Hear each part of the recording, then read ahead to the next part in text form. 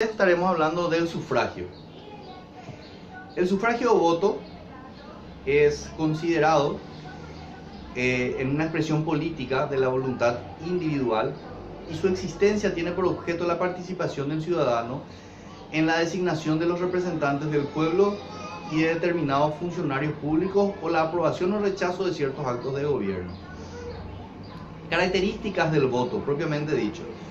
En primer lugar, es universal, es considerando al que el voto corresponde a todos los habitantes, con excepciones de carácter general, que son, por ejemplo, que no votan los menores de edad, los extranjeros, los incapacitados, etc.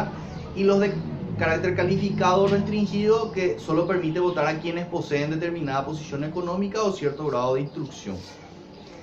Siguiente característica es secreto, pues el sistema impide saber por quién vota cada ciudadano. El siguiente es público, pues al votar el votante evidencia públicamente por el cuál candidato o cuál partido lo hace. Es denominado también voto cantado. La obligatoriedad, que es el siguiente carácter, es un derecho y también estipula que es un deber hacerlo. Provoca una multa, la no realización de esta, o una sanción en perjuicio del ciudadano que incurre en esta falta. Siguiente característica es facultativo, pues votar es solo un derecho. Quien no quiere hacerlo no concurre a sufragar. El siguiente es directo, pues los votantes sufragan directamente por los candidatos propuestos para cubrir los cargos electivos. Indirecto, que es el último, pues los votantes sufragan por los electores a quienes a su vez hacen la elección final entre los candidatos propuestos para cubrir los cargos electivos. Aspecto subjetivo y objetivo del sufragio. Estas dos dimensiones son consideradas como en cualquier rama del derecho considerado de carácter general. Desde el punto de vista subjetivo, aparece como facultad del titular, que tiene el derecho de libertad y el derecho a votar, ya sea a presentarse como candidato como para votar. Y por lo mismo también tiene la libertad de no votar o de no presentarse como candidato. Son la expresión de ese sentido subjetivo del derecho de sufragio. Desde la consideración objetiva, el derecho de sufragio es, como ya se señaló, un principio básico de la democracia o en términos jurídicos del ordenamiento democrático. Visto como principio, el sufragio tiene entonces una dimensión institucional indiscutible. Sin el derecho de sufragio no hay democracia. Una y otra dimensión pueden y deben encontrarse en equilibrio, aunque a veces no ocurre de esta manera, pues la acentuación de la dimensión objetiva o institucional pueden incluso hacer prevalecer sobre la dimensión subjetiva del derecho, mudándolo de naturaleza, esto es transformándolo de derecho en obligación. ¿Cuál es la naturaleza jurídica del sufragio? Muy bien. En torno a la caracterización jurídica se ha producido un intenso debate a partir de la Revolución Francesa y se han sentado dos posiciones.